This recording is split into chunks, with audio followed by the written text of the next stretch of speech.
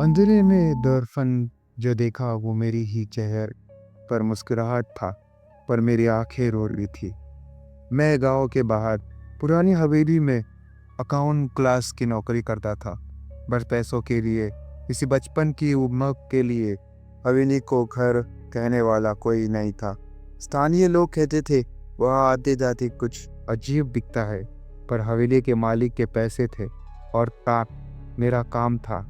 पहली रात को मैंने बेसमेंट में एक पुराना सा थका हुआ दर्पण निकाला। लड़की का प्रेम टूटकर भी सुंदर था।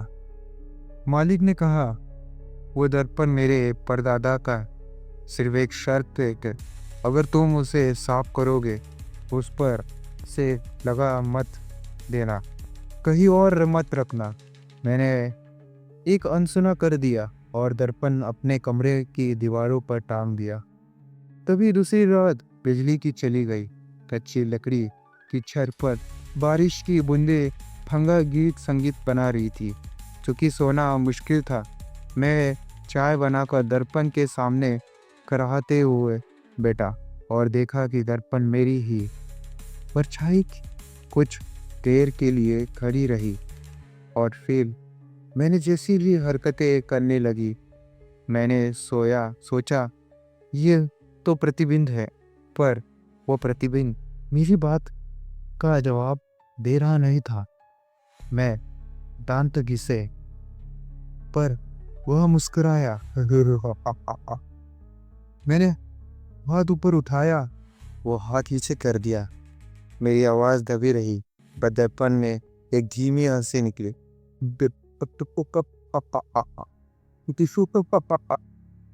दिन रात तक यही हुआ। दर्पण में मेरे अंदर की छोटी छोटी बातों को चुराना शुरू कर दिया। मेरी नींद, मेरी भूख, मेरे अच्छे ख्याल। हर सुबह मैं अपने भीतर एक खालीपन पाता, जैसे किसी ने मेरी यादों से थोड़ी ठंडी चंकी घिसा का दी हो। और दर्पण की परछाई हर बार एक कदम आगे बढ़ती।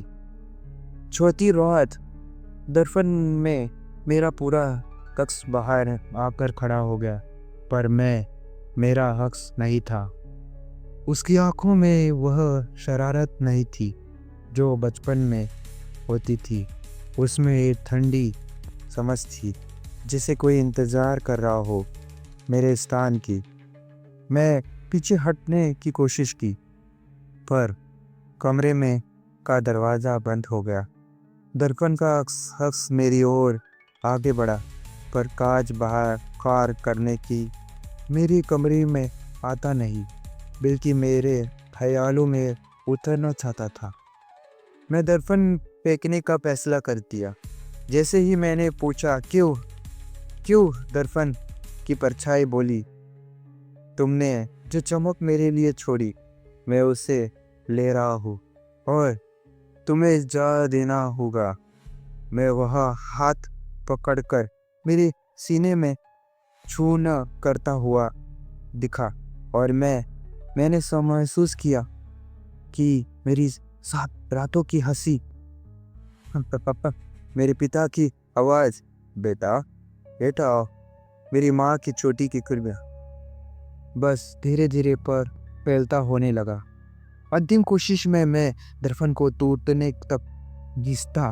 कांच की खनखनाहट में दर्पण पटक पड़ा, फिर कांच के टुकड़े मेरे कमरे में उछलते हुए ही ठहरने नहीं, वो हवाओं में घुलकर परछाइयों की तरह खेल गए।